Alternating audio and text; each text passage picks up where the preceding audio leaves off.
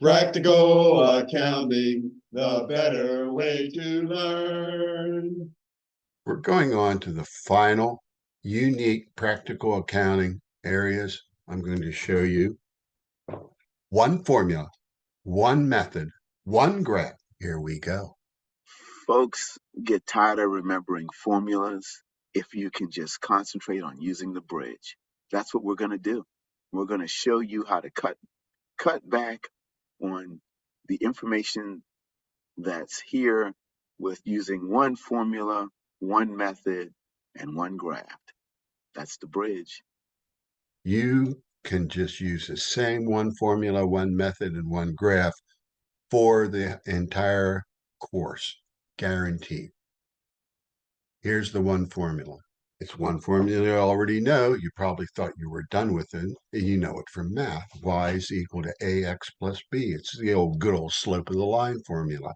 Your dependent variable, your result, is equal to the slope of the line times the independent variable, which is your X, plus your Y intercept.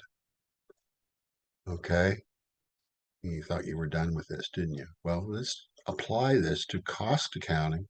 Total cost equals average cost per unit times number of units plus operating expense. Average cost per unit times number of units is cost of goods sold.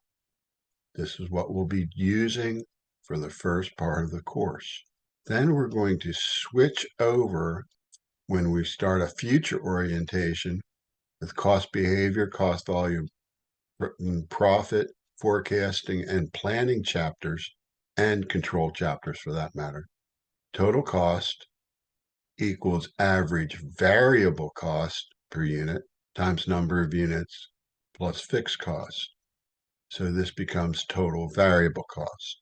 Don't worry about it, but just remember, it's all the same formula that you already know. In this file, which you can get, there's Sam's Sizzling Steakhouse. This is a drill that you can do. The first thing is, and this is a key skill that you should develop right away, identify your inputs, which are your raw materials, and your outputs, which are your products. So congratulations, you own a steakhouse. Sorry if you're a vegan, but here we go. Inputs, what do you use to make your output? Well, your output is steak dinners. Your input would be steaks. I'm going to just do the first one, and then I'm going to show you the key. You can work this yourself, but if you buy 100 pounds of steak at $10 a pound, how much did it cost? It would cost $1,000. Okay, just fill in the yellow cells. And then here's the drill, folks. What we're going to do is we're going to constantly be giving you these three things and two of these three things and asking you to solve for the third. We can also say the total cost was $1,000. We bought 100 pounds. What was our average cost per pound? It's 1,000 divided by 100 is 10.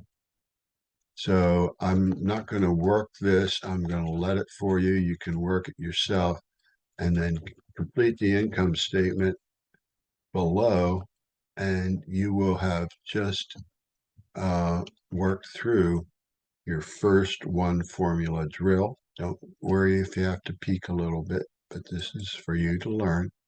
Here's the key, and then let's move on to one method. Okay, this is the bridge. This is what we'll be doing in cost accounting. This is one method here.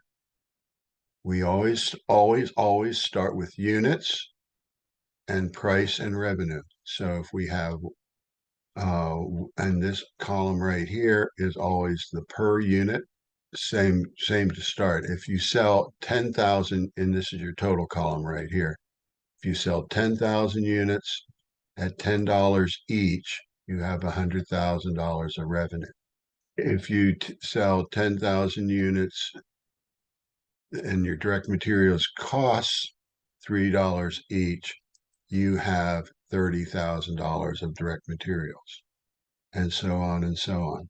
The key is that when we're in the first part of the chapters, you typically will be getting these total numbers in yellow and solving for the average. Okay, I'm going to say that again. Typically in cost accounting, because you're looking backwards and creating accounting records, you have total costs and you're computing averages. Okay, and so you'll be able to compute operating income. Then later on in the course, just to show you that we won't be using a different formula or a method, and we'll be doing it all in Excel. We still have units and revenue are the same, but we're going to change a definition from cost of goods sold to total variable costs. I'll explain this later when we get to it, but it's the same format. But here we'll be solving for the totals from the averages because we'll be forecasting. So just to get started, we'll be using this method consistently throughout the whole course. If you hang with us, you won't have to learn the formulas. It will make a whole lot more sense.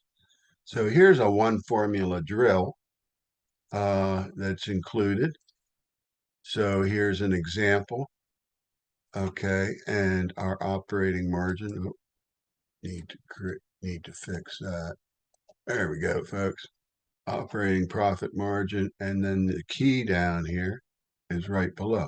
Okay, so just use this and fill in the blanks. This will get you started on the bridge method and just be a little practice for you, and you'll be good to go. Remember, if you get on the bridge, to stay on the bridge, you don't have to learn the stinking formulas.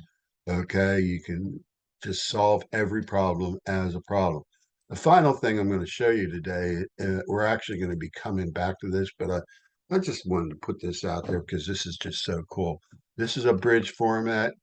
We're going to do this in cost, volume, profit, but you can play around with it right now because this shows you the one graph that you need for this course. And so this is total revenue. This is total cost. This triangle's profit. This is your fixed costs and variable costs. Don't worry about that too much, but what's so cool about this, check it out. If you change this, watch the graph, boom. Okay, so that's more things to come. So that concludes today's lecture. In our next session, we'll be moving on to chapter 2. Our subject will be job order costing. Stay on the bridge with us, Dr. Hillard and I, as we move to the next segment. You still don't need the stinking formulas. How about that? See ya.